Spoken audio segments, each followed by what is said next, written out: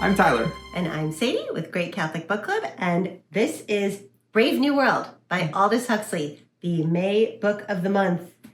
And oh my goodness, this book. The thing with this book is that it is exactly how we lived before we came to the Lord. Yeah, I read this book for the first time when I was 17, and now, many years later, I don't want to say how many years later, but I had no idea that it was telling me exactly the world that I would be living in, that we would be living in. I can't even call it a futuristic dystopian fantasy novel because it is so accurate. The consumerism, the normalization of pornography, the shallowness, the promotion of shallow gratifications. Yeah, every single bit of it. And the institutionalism as well, like this idea that, you know, you don't need a family, kids don't need a mom and a dad. I remember the pressure that I faced with the kids when they were little to put them in daycare from the time they were 6 weeks old. And even though we don't have test tube babies like they do in the novel, I think technologies like surrogacy and IVF, we're getting closer and closer to the point where we are having institutions raise children almost from the moment of conception. And that's so normalized. And I don't want to denigrate institutions too much because, I mean, if you're Catholic and anti-institutional, you have a little bit of an oxymoronic position there that you have to justify. Right, because we need institutions, but they have to be well ordered. They have to be rightly ordered towards the promotion of the family rather than institutions can't replace the family. Yes, exactly. They're not meant to replace. They're meant to support. And another point with this book is the total lack of goodness, truth, and beauty. It's so ugly. It's completely missing any kind of deep relationships, love, intellectual depth, purpose, or meaning. But I couldn't even notice that ugliness and lack before I came to the Lord. You don't know what you don't know, and you can't tell that the world is supposed to have that kind of beauty. Yeah, even when you feel like something is wrong, like for us, there were so many times we thought something is just wrong with this world. Things don't feel right, but you're told that the solution is going to be found within the same system that is already causing the problem. Like your solution is, well, just take this pill or buy this thing or chase this carnal gratification. Right. Okay, I don't know why I'm still holding our kids. Our daughter got this for a birthday present and I have just been working on it for her. So I'm going to put this down. But anyway, okay, back to Brave New World. So so you feel like something's wrong, you don't know what it is, and you think you're supposed to do the things that the system says will work to fix it, but those are the exact same things causing the problem in the first place. But how do you know that? Because you grew up in it. And so if you have this feeling of being disintegrated and feeling vaguely plastic, like you're not entirely human, you don't understand where that came from or what to do about it. And that leads to the next point that was very important to me about this novel was that for us, we were trying to straddle both of the words because we were trying to live in the Brave New World, but we're also trying to have a marriage and family. And it turns out you can't split the baby. That's like the kind of world that Huxley builds in the novel that is also very much a representation of the world that we were living in with its values, is that adults are very infantile. These are grown-up infants. They are very shallow in their maturity. They're very shallow in their relationships. They're very shallow in their intellectual understanding. They can't possibly be parents. They're children themselves, although that's not the right word. That's not really fair to children to call them that. They're mutilated, they're stunted, they're childish, not childlike. And there's this hatred of marriage and the family and a hatred of responsibility. And we see in the novel the insane genocidal violence that it took to create this world.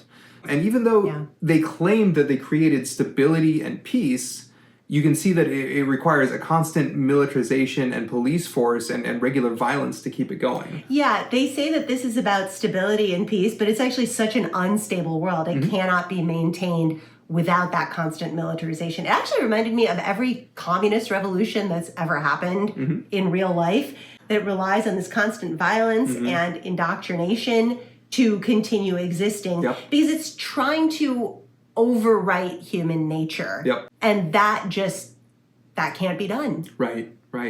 Christianity, on the other hand, calls us to accept human nature, to elevate and perfect it. And these are two such radically different philosophies of life, of what it means to be a human being. And only one of them is the truth. Right. And the Christian cosmology that growing up is the greatest good. It's sacrificing the self is how you actually become yourself. Right. Denying yourself, not chasing the shallow gratifications or the immediate impulse of the moment, that's actually going to help you fulfill the deepest human needs. You know, we have needs for maturity and for virtue. Absolutely. And you can't grow in these virtues. You can't grow in courage, self-control, discipline, or love unless you practice it, unless you experience opportunities to deny yourself and you intentionally take advantage of those. You really do gain your life by giving it up. Yeah, and doing that for the right reasons. You know, you can certainly choose foolish sacrifices. You can choose the wrong crosses for yourself. Yeah. So it really is a matter of the ends that you're pursuing. And the person of Jesus Christ shows us that the end we're pursuing is perfect love, perfect union with the Lord. And that's the formation of conscience, that we've learned to order ourselves entirely towards the end of union with perfect goodness, truth, and beauty. Yeah. So Brave New World gives us 3 examples of people taking the wrong path, basically how to end up in hell. And it's so brilliant the way it does that. One of those examples is Bernard, who is he's a very easy example because he doesn't want to sacrifice anything. Right. He doesn't want to change anything. He actually wants the Brave New World to work for him. And this man is basically a raging narcissist with fantasies of unlimited, power, admiration, success. And I look at it like this is the natural byproduct of the kind of world this produces. Because in the book, spoilers all over the place. So in the book, by the end, he is seen as a failed citizen of the Brave New World. But I would argue that if you're going to create a person with an insatiable appetite for shallow gratification, that's going to include ego gratification. That's going to include social status. So you can't create a person with this insatiable appetite and then also make them content with their position in society. That, again, that's part of the inherent instability of this kind of world. Right. And then moving on to the second person, John. John hates this world. He hates the Brave New World. But he also hates the savage world that he came from because it's just as devoid of love and maturity. And ultimately, he rejects life itself because there is nowhere that values the kind of life and love and meaning that he's looking for. He needs the gospel, and he's looking desperately for God. And we all do, right? But John really exemplifies this, especially with how he ends up in despair by feeling like there is just something so wrong with him because he doesn't fit in anywhere. He can't find the realness he's desperate for, and he ultimately gives up. It reminds me of St. Augustine saying, our hearts are restless and they will not rest until they rest in you. With the character of John, I think so much like, what if he had been introduced to the gospel and he had known that the kind of love and truth and goodness that he's looking for, it does exist, not in this world, but it can exist in his heart. The Holy Spirit can dwell in his heart. That's the aching that you're left with that character. Right. And then the final character, the one that I find the most personally fascinating is Helmholtz Watson. Right. So I look at Helmholtz as a man going back to original solitude. Like, he's impervious to all of the shallow pleasures of the Brave New World. Right. He doesn't want women. He doesn't want the drugs, blah, blah, blah. And there are plenty of men like this. Sex doesn't mean much. Neither do drugs or consumerism. They're just not into it. But that doesn't make them mature human beings. Yeah, it doesn't mean that they're capable of love. Like, there's an impairment in him. There's this willful rejection of emotional connection. He can't even be a friend. And on the surface, that can look like maturity, like this is a man who isn't taken in by shallow gratification. But there's nothing else to him. It's what C.S. Lewis calls men without chest. Right. They don't have any sense of sentiment. They don't have a rightly ordered sentiment. And without that, you can't have a fully developed intellect.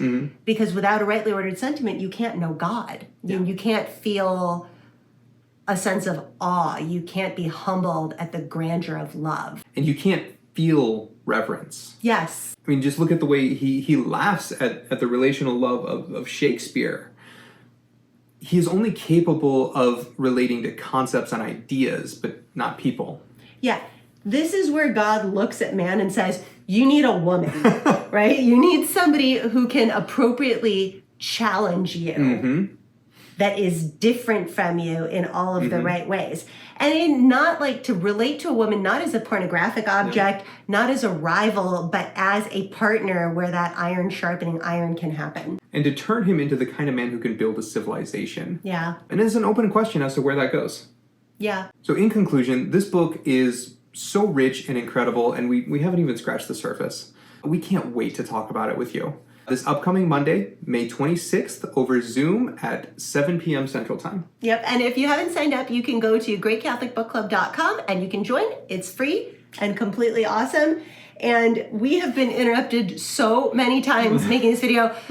Spiritual warfare is real. You have no idea how many times we have taped and retaped this video and like all the issues that have gone into it, but this is the one. Yep. I feel it. So anyway, I think we are out of time. We got to go. God bless you. We'll see you in the next one. God bless you. Thank you.